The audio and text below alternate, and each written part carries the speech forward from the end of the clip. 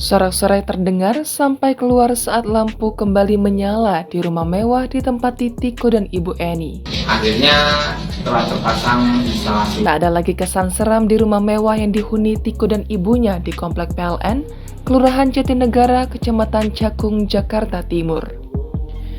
Pohon-pohon ditebang, debu-debu dibersihkan, daya listrik sebesar 900 watt telah dialirkan pada Senin, 9 Januari 2023. Dalam sepanjang sejarah rumah saya di sini, sepanjang kurang lebih 12 tahun, akhirnya telah terpasang instalasi listrik. Ya, Pak, 3, 2, 1. Ini, tunggu. Nah, ini seperti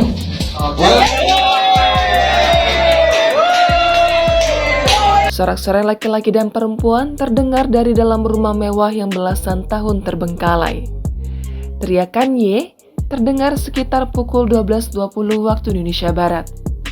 Saking lantangnya teriakan terdengar hingga kedua rumah di sebelah kiri rumah Eni dan Tiko. Ketua Yayasan Bunda Milenial, Siska Rumandor, mengatakan bahwa teriakan tersebut merupakan ungkapan rasa senang Tiko dan kawan-kawan setelah rumah tersebut kembali dialiri listrik. Siska berujar bahwa kediaman Tiko dipasangi kabel baru, sehingga rumah mewah yang terbengkalai itu kembali memiliki aliran listrik. Untuk memasang aliran listrik, sejumlah petugas PLN sudah tiba di kediaman Eni dan Tiko sejak pukul 10.00 waktu Indonesia Barat. Berdasarkan pantauan Kompas.com di lokasi, para petugas terlihat sibuk membawa berbagai alat termasuk tangga. Mereka terlihat berlalu lalang memasuki perkarangan rumah Eni dan Tiko untuk memasang kabel. General Manager PLN Unit Induk Distribusi Jakarta Raya, Dodi B. Pangaribuan, ketika dikonfirmasi mengatakan, Eni dan Tiko tidak perlu membayar biaya pemasangan ini.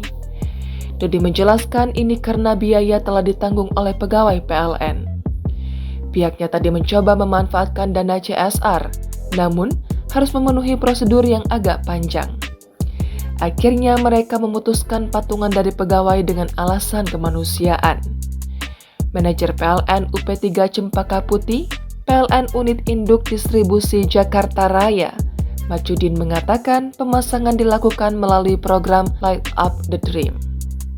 Berdasarkan keterangan pers yang Kompas.com terima, pada Senin program ini merupakan donasi dari pegawai PLN untuk membantu masyarakat tidak mampu yang membutuhkan listrik.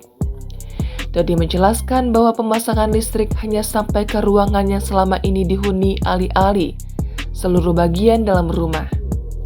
Misalnya ruang tempat tidur, ruang dapur, dan teras. Dodi mengatakan bahwa saat ini rumah Eni dan Tiko sudah diisi listrik prabayar senilai Rp200.000.